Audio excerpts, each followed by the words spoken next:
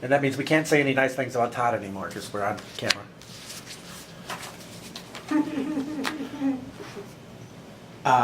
Yeah, if you would just share with us what you think is most important about the rules, the process, your experiences as they relate to Michigan law and interpreters.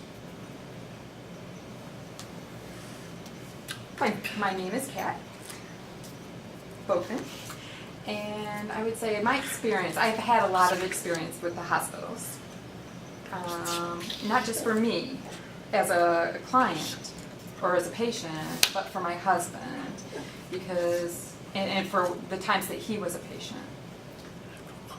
We had to go into hospice with him, hospice care for him, and that's really where things were pretty messed up. 1 year ago, we went to the hospital. It was on a Monday, and I requested an interpreter nicely, and they said that they would have one on Tuesday. I was pretty nice. You know, I didn't expect them to bring an interpreter right away. No. I was pretty nice. And I said, tomorrow would be fine. Would be fine. So on Tuesday, there was no interpreter. And his two daughters, who are not certified, they are, you know, just his daughters. They sign very, very basic sign. My husband is hard of hearing. And he has a hearing aid, and when he uses that, he talks very well. He can speak very well. And he's, you know, but he's a little bit, you know, disconnected. He had a lot of morphine, maybe too much, so he was very disconnected. He's pretty out of it. So anyway, I said, where's an interpreter? And they said, oh, yeah, we'll call. There's somebody working on it. On Wednesday, there was no interpreter. And so I asked again. And the doctors were coming. There were many, many doctors. They were making decisions. We were all having to make decisions. And they said his lungs were failing. He's dying. We have to take him to hospice. And so I was asking for an interpreter this whole time. And they said, but your husband can hear. He can interpret. He's the patient. And I was like, wait a minute. Excuse me. I'm his wife. I'm his W-I-F-E. I'm his wife. Who do you think takes care of him at home? I don't know what to do at home. And they were like, okay.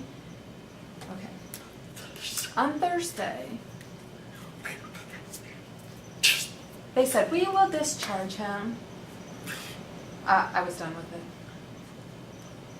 I blew up.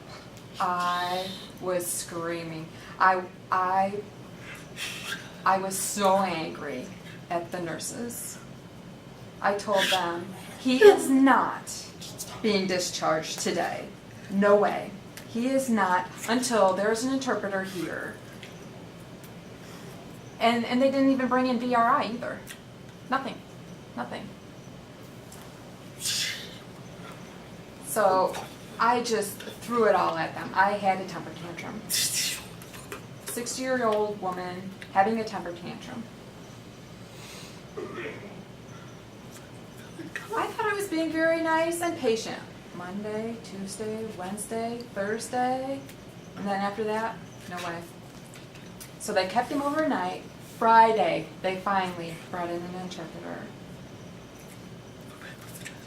And then we said, we had to wait for the doctor, we have to wait for this, we have to wait for that. I was like, I don't care, I don't mind, we'll wait. So the doctors came and they explained everything all over again, what I had to do, and the hospice people came and they explained everything, what we had to do. They would send a nurse 3 times a week, blah, blah, blah, all of that, okay. And the interpreter was there and interpreted everything. So, okay, he was discharged and we went home. On Monday,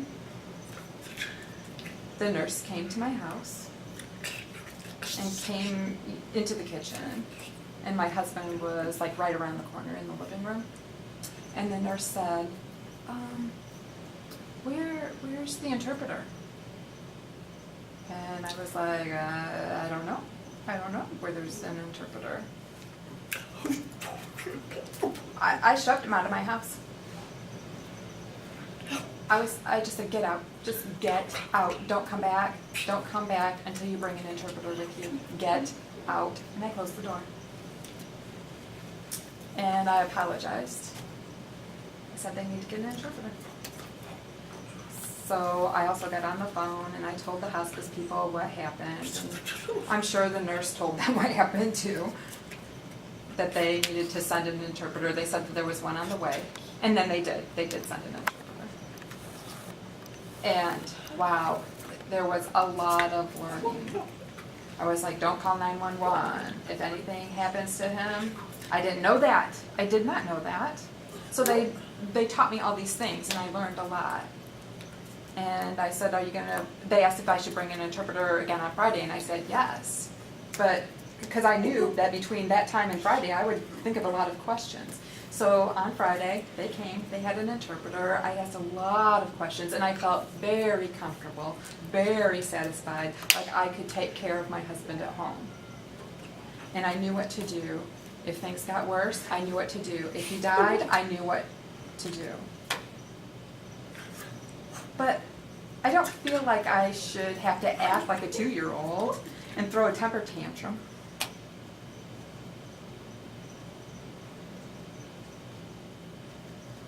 And certainly not at that time in your life. You've got more important things to be worrying about than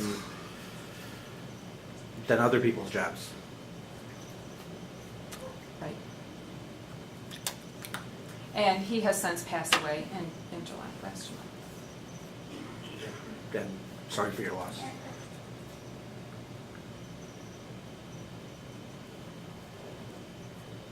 Yep.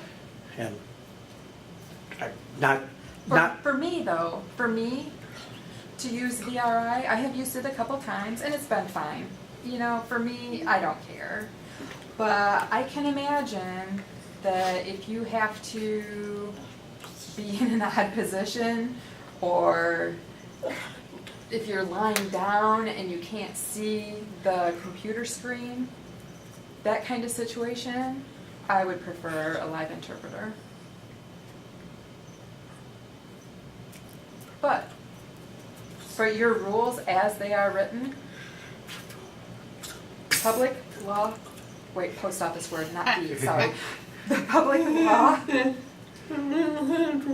204, public law 204 as it's written, I've read it and it addresses the facts. And if you want a live interpreter and you can request one, I think the hospital should provide those. I think as it is written, it is good. I'm concerned about the people up north in very rural areas because I travel a lot, and so, you know, you could I spend a week up north, and wow, if I broke my leg or something and I had to go to an emergency room in that area, are there a lot of certified interpreters up there? No. So there's very few. So, you know, so VRI up there would be very helpful.